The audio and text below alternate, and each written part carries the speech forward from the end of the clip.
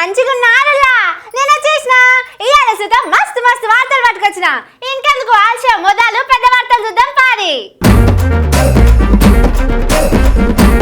లోను మాఫీకి ఉండాలట ration card, నమ్మించి పొడిచిండు ఎన్నుపోటు. దందా చేస్తున్నారట సీఎం సారు ఇంటోళ్ళు, మస్తు తిడుతున్నారు బీఆర్ఎస్ బీజేపీ వాళ్ళు. మనిషికో మాట చెప్తున్నారు మంత్రులు, మస్తు పరేషాన్ అవుతున్నారు చదువుకునేటోళ్ళు. వాయిదా వేస్తారట గ్రూప్ పరీక్షలు, డిఎస్సి సంగతి ఏందంటున్నారు పరీక్ష రాసేటోళ్ళు. ఫ్రీ బస్సు తెచ్చింది పెద్ద తంట, కర్ణాటకలో ఛార్జీలు పెంచుతున్నారట. ఖతం, tata, bye bye, good bye, గయా. అదేంది రాహుల్ గాంధీ సార్ డైలాగ్ చెప్తున్నారని చూస్తున్నారా? డైలాగు రాహుల్ సార్దే కావచ్చు కానీ ఇప్పుడు తెలంగాణలో ఉన్న రైతులు ఇదే డైలాగ్ చెప్తున్నారు. ఇది ఒకటే కాదు, గోవిందా గోవిందా అని వెంకటేశ్వర స్వామిని కూడా తలుచుకుంటున్నారు. ఎందుకు రైతులు ఈ పని చేస్తున్నారని అనుకుంటున్నారా? ఈ వార్త చూస్తే మీకే తెలుస్తుంది.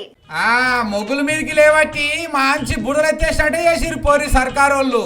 వ్యవసాయం చేసేటోళ్ళ లోన్ల మాఫీ మీద ఓట్ల ముంగట రేవంత్ సార్ ఏం చెప్పిండు ఓసారి నూరి. ఇవాళ రుణమాఫీ చేసిన వాళ్ళందరికీ నేను విజ్ఞప్తి చేస్తున్నాను, ఎంబడే బ్యాంకు పోయి 2 లక్షలు తెచ్చుకోండి. డిసెంబర్ 9 నాడు నేను రాగానే మాఫీ చేస్తా. ఇవాళ చంద్రశేఖరరావు ఏమనుకుంటున్నా అంటే రుణమాఫీ చేసిన ఓట్లు నాకు పడతాయని.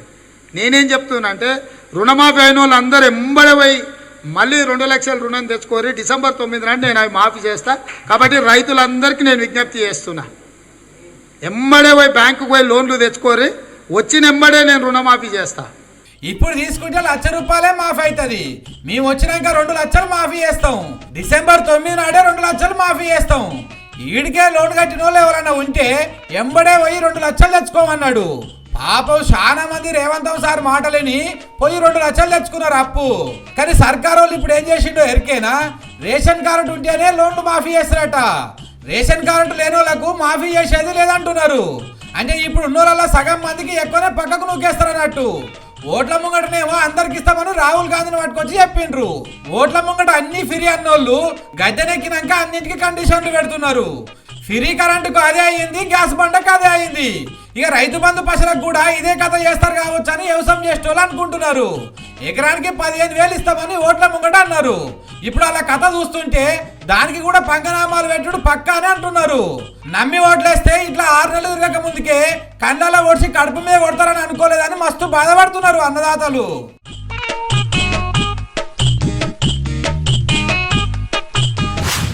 రేవంత్ సార్ మీద అందరూ ఇష్టం వచ్చినట్టు మాట్లాడుతున్నారు. కానీ సారు మస్తు పని చేస్తున్నాడు. రికామ్ లేకుండా సారు పని చేస్తా అంటే మీరు అట్టుటిగా లేనిపోని షికాయట్లు చేస్తున్నారు. ఏ కొలువు లేకున్నా సారుల తమ్ముడు అన్న జేబుల పైసలు ఖర్చు పెట్టుకొని మన రాష్ట్రం కోసం మస్తు తిప్పల పడుతున్నారు. అయినా మీరు ఇటువంటి మాటలు అనుడైతే మంచిగా లేదుల్లా. 10 ఏళ్ళు రాష్ట్రం మొత్తం ఆగమైంది, నేను దాన్ని మంచిగా చేస్తున్నానని రేవంత్ సార్ ఎక్కడికి పోయినా గిదే ముచ్చట చెప్పుకుంటున్నాడు.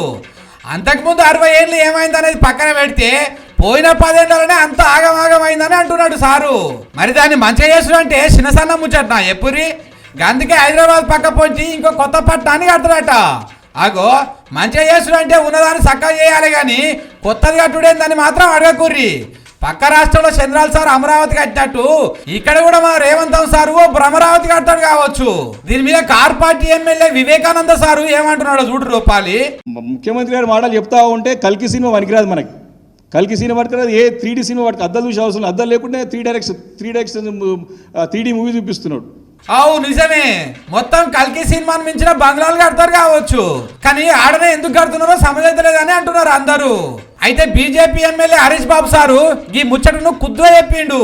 సాక్షాత్తు ముఖ్యమంత్రి గారి తమ్ముడే ఒక రాజ్యాంగేతర శక్తిగా అవతరించి అక్రమ వసూళ్లకు పాల్పడుతున్నాడు అనేది పవర్ కారిడార్స్ లో ఉన్న చర్చ. అబ్బర కొడుక గిదా ముచ్చట. సారోల తమ్ముడు కొండలెడ్డి సార్ ఉన్నాడు కదా, మొత్తం ఆయన చేతుల మీదకి వెళ్ళి నడుస్తున్నదట.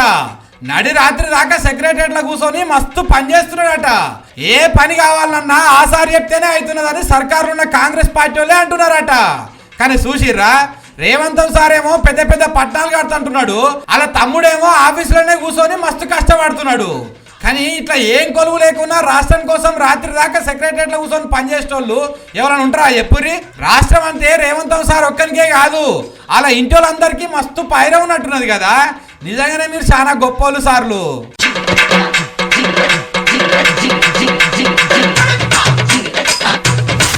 నాగలి కడితే రెండెడ్లు సమానంగా నడుస్తేనే సాలు చక్కగా వస్తుంది.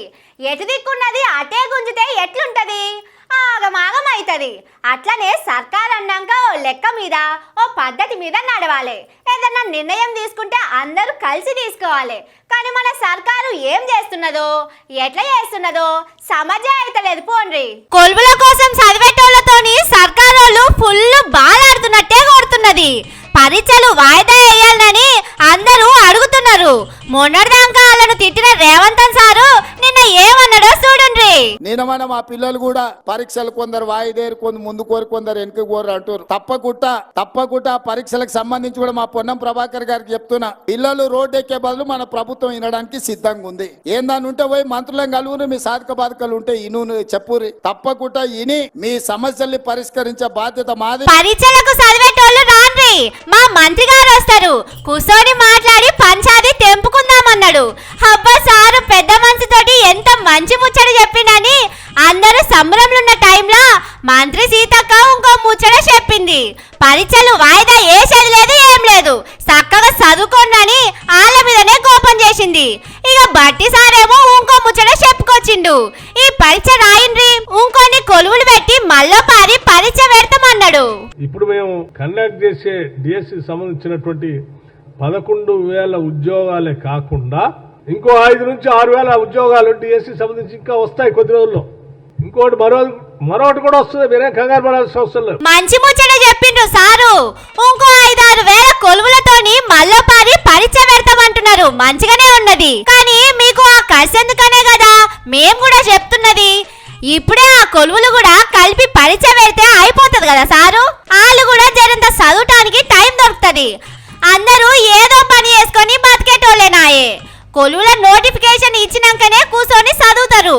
మీరు ఓట్లలో గెలిచినాక 4 ఏళ్ళు పబ్లిక్ ను గాలికి ఇడిచిపెట్టి ఓట్ల ముంగట ఏడాది సంధి జనాలకు పోతారు. ఓట్ల డేట్లు బయటకు వచ్చినాకనే ప్రచారం షురూ చేస్తారు. అసోంటిది చదివేటోళ్లకు టైం ఇవ్వద్దా సారు?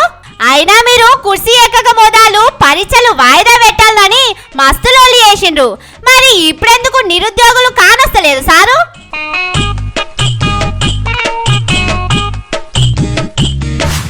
సర్కారోళ్ళ కథ ఇట్లున్నది. ఇక కొలువుల కోసం ఇట్లా అందరూ రోడ్డు ఎక్కుతున్నారు. ఎక్కడెక్కడో కూర్చుంటే ఎవ్వరు ఇంటలేరని చెప్పి చక్కగా సెక్రటేరియట్ కాడనే కూర్చుంటామని చెప్పిండ్రు. అట్లా వేస్తేనన్నా సర్కారోళ్ళు దిగొస్తారు కావచ్చునని అనుకున్నారు. అయితే ఈ కథ ఇట్లుంటే సర్కారోళ్ళు ఇంకో ఉపాయం చేసిండట. దొంగరాత్రి మీటింగులు పెట్టి దోకా చేసే ఉపాయం చేసిండట. అదేందో చూద్దాం పాండ్రి. సర్కారోళ్ళు పెద్ద ఉపాయమే చేసిండ్రులా. కొలువుల కోసం చదివేటోళ్లను ఆగం చేయడానికి పెద్ద ప్లానింగే చేస్తున్నారట. డిఎస్సి పరీక్షలు గ్రూప్ 2, గ్రూప్ 3 పరీక్షలు వాయిదా వేయాలని అన్నలు అక్కలు రోడ్ల మీదకి వస్తున్నారు కదా. అందరూ గుంపుగా కొట్లాడుతున్నారు. ఇట్లా అందరు కలిసి ఉంటే ఎట్లనని వాళ్ళ నడిమిట్ల పంచాది పెట్టే కథ చేస్తున్నారట. అట్లనే ఇంకో పని కూడా ముంగటేసుకున్నారట. డిఎస్సి పరీక్ష అట్లనే పెట్టి గ్రూప్ 2, గ్రూప్ 3 పరీక్షలు వాయిదా వేస్తారట. ఈ నెల 18 తారీఖు నుంచి డిఎస్సి పరీక్షలు మొదలైతున్నాయి. అవి మొదలైనాక ఈ వాయిదా ముచ్చట చెప్తారట.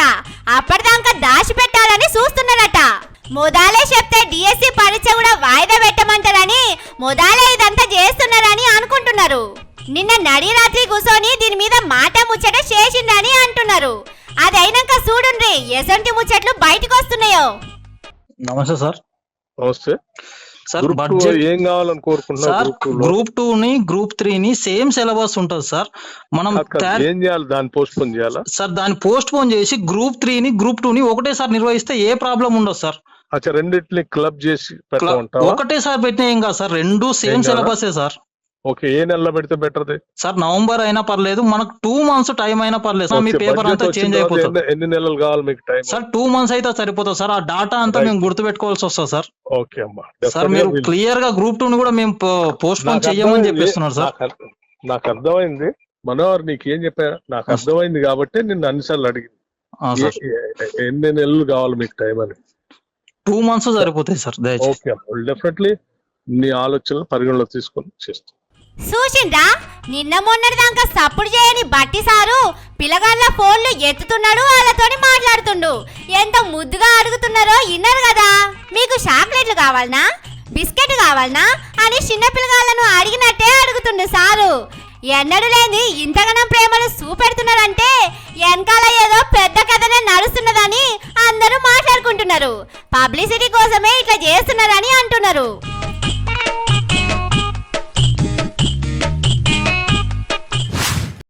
ఎవ్వరు ఎన్ని మాటలు చెప్పినా ఎన్ని చేసినా కాంగ్రెస్ వాళ్ళ తెలివే అలాగుంటది. ఎట్లా రాజకీయం చేయాలనో వాళ్ళకు తెలిసినట్టు ఎవ్వరికి తెలియదు. చెట్లు అంటుకట్టినట్టు ఇటుక మీద ఇటుక పెట్టి ఇల్లు కట్టి ఓ పద్ధతిగా చేస్తారు. ఆ ఇటుకల నడుమ సిమెంట్ వేయలేదనే ముచ్చట అది కూలిపోయి మన నెత్తిన పడేదాకా మనకు తెలియకుండా చేస్తారు. అంత గొప్పోళ్ళు. దుకాణాలు ఫ్రీ అని చెప్పి కండిషన్లు పెట్టినట్టే ఉన్నది సర్కార్ వాళ్ళ కదా. ఏం చేసిరో చెప్పమంటే ఫ్రీ బస్సు పెట్టినామని చెప్పుకుంటున్నారు. మన కాడ అట్లనే ఉంది, పక్క రాష్ట్రం కర్ణాటకలో కూడా అట్లనే ఉన్నది. అక్కడ కాంగ్రెస్ వాళ్ళు గెలిచినాక ఫ్రీ బస్సు పెట్టి దాన్ని చూపెట్టి తెలంగాణలో ఆడిబిడ్డలో ఓట్లేయించుకున్నారు. కానీ ఇప్పుడు నెంబర్ 1 ఉపాయం చేసిండట కర్ణాటకలో. ఫ్రీ బస్సుతోని మస్తు ఖర్చు అవుతున్నది, ఆమ్దాని తక్కువైంది. అసలుకే సూటి పెట్టిండ్రు. ఇవాళ రేపు టికెట్ రేట్లు పెంచుతారట. అంటే ఫ్రీగా పోయేటోళ్ళు ఫ్రీగానే పోతారు. మీ ఇంట్లో మొగోళ్ళను ఎంబడేసుకొని బస్సు ఎక్కిందనుకో వాళ్ళు టికెట్ కు ఎక్కువ పైసలు కట్టాలన్నట్టు. 100 రూపాయల టికెట్ మీద 20 రూపాయల దాకా ఎక్కువ వసూలు చేస్తారట. సూపర్ లగ్జరీ బస్సులు, ఏసీ బస్సుల్లో ఇంకా ఎక్కువనే ఉంటది. ఇక కర్ణాటక లెక్కనే తెలంగాణలో కూడా చేస్తారు కావచ్చునని బస్సులలో మాట్లాడుకుంటున్నారు. అక్కడ ఉన్నది ఇక్కడ ఉన్నది కాంగ్రెస్ వాళ్ళే కదా. ఢిల్లీలో ఉన్నోళ్ళు ఎట్లా చెప్తే వాళ్ళు అట్లనే చేస్తారు. రేట్లు పెంచమని ఢిల్లీలోకి వెళ్ళి ఆర్డర్ వచ్చినట్టున్నది, పెంచిండ్రు. తెలంగాణకు ఆర్డర్ రాగానే తెలంగాణలో కూడా పెంచుతారు కావచ్చునని అనుకుంటున్నారు. వాళ్ళు 100 మీద 20 రూపాయలు పెంచితే మనోళ్ళు 100 మీద ఓ 30 రూపాయల దాకా పెంచుతారు కావచ్చునని మాట్లాడుకుంటున్నారు. కానీ చూసిండ్రా, సాటుకు మేకను కట్టేసి పులిని బోల పెట్టినట్టే చేస్తున్నారు.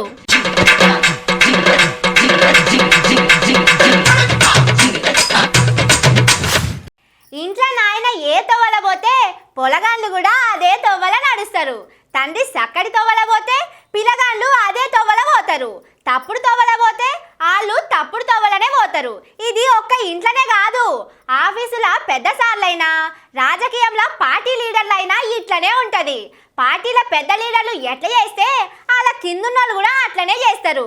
కాంగ్రెస్ పార్టీలో కూడా అదే అవుతున్నదట. పెద్ద పెద్ద కంపెనీల దగ్గర రేవంత్ సారు ట్యాక్సులు వసూలు చేస్తున్నాడని అప్పట్లో ఏలేటి మహేశ్వర్ రెడ్డి సారు చెప్పిండు కదా. ఈ సారు చెప్పిన మాటలు విన్నాడు. రేవంత్ సారు చేసింది దగ్గరికి వెళ్ళి చూసిండో గాని సిరిసిల్ల కాడ ఓ బుడ్డ లీడరు ఇదే పని చేసిండు. ఈ అవ్వ చెప్తున్నది చూడుండ్రి. ఆత్మహత్య అంటే ఒకటి అప్పు తీసుకొచ్చి పెళ్లి వాళ్ళు కళ్యాణ పత్రం పైసల కిందనే వాళ్ళు ఇచ్చిండ్రు మాకు 1 లక్ష రూపాయలు. అవి ఇవి ఇంకా అసలు ఒకటి 2 రూపాయలు నెలకు 2000 రూపాయలు వచ్చారు. దయచేసి సార్ మీరు నన్ను కరుణించింది. నాకు భర్త లేడు, నా పిల్లలు 3 అమ్మాయిలు, ఒక అమ్మాయి. కరుణించి దయచేసి సార్. ఈడ ఎమ్మెల్యే ఆది శ్రీనివాస్ సార్తో మాట్లాడుతున్న పిల్లగాడే ఈ పని చేసింది.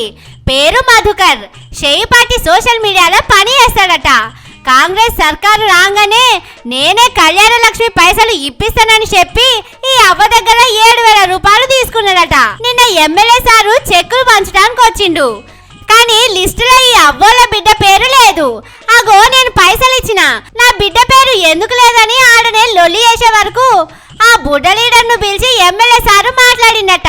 ఇట్లా చాలా జాగాల సర్కారోళ్ళ కాంచెల్లి ఆ పైసలు ఇప్పిస్తా ఈ పైసలు ఇప్పిస్తానని చెప్పి మంచిగానే కమాయిస్తున్నారట బుడ్డ లీడర్లు.